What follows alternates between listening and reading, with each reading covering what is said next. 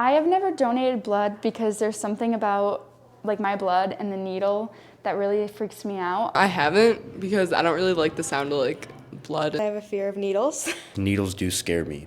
Most students at Alden High School have these same thoughts every few months or so when the Donate Life Club hosts a blood drive here at the high school. Everyone sees the sign-up table during lunches. They walk past the commotion in the auditorium on the day of and see Andrew's face on posters around the school. But do they really know the power of giving blood? Mrs. Gramza knows just how important these blood drives are for our community. It all started with her son, Andrew Gramza. He really enjoyed life to the fullest, and his biggest thing that he loved the most was to laugh and to make everybody laugh. That's how his parents, Dal and Lori Gramza, described him. Andrew was a student at Alden High School and graduated in 2007. His sophomore through senior years, he played soccer, and they didn't win one game in 3 years. But he had a lot of fun anyway, so I guess that's all that matters. He loved to be in the plays and stuff because he was a big ham. He didn't like to sing too much for musicals.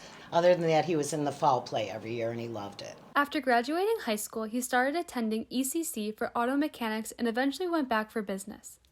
But then, in October of 2010, as Andrew was driving up to college, he suddenly passed out behind the wheel. As he passed out, he pulled the car to the right and went off the highway, and he went probably 100 yards and far. hit nothing, but he was passed out. And then there was a tree that he hit, and the car burst into flames. There were correctional officers from Gowanda. And a U.S. Marshal and a young girl stopped to help him. And they pulled him out and called for the rescue people and everything. Had they not pulled over, he would have burned up in his car. So they're big heroes. Andrew was in the hospital for 2 weeks after the accident, but he never regained consciousness. The doctors actually said to us, this is not scientific and we probably shouldn't say this, but we have no idea why he's still here. He must have had an angel on his shoulder. So then we felt that it was for us to say goodbye, but also to then make plans to help other people in his memory. Because at one point they were running low on blood, and we begged Dr. Chopko to take our blood, and he said it doesn't work that way. And I'm like, yeah, just hook us up, put our blood in his body. And he said, no, you don't understand. When you donate blood, the whole blood never goes into another person. But at that time, he said, let me make a suggestion. Regardless of how it turns out for your son, maybe you would like to have a blood drive in the future to pay it forward. What a better thing to say to me, right? Andrew sadly passed away on November 3rd, 2010, but the idea that Dr. Chopko had suggested lit a spark in the Gramza family.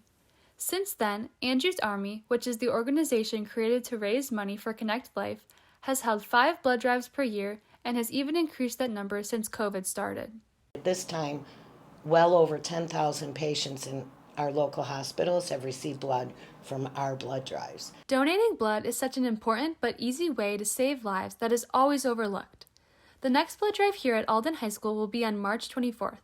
So maybe now, when you see the sign-up table during lunches, you might consider taking the couple minutes out of your day to be someone's hero. If you can sit in a chair and just put your arm out and they can take something out of you, and it only takes a couple minutes of your time, and what they took could possibly save 3 lives, to me, I don't know why you wouldn't do it. It's a win-win situation.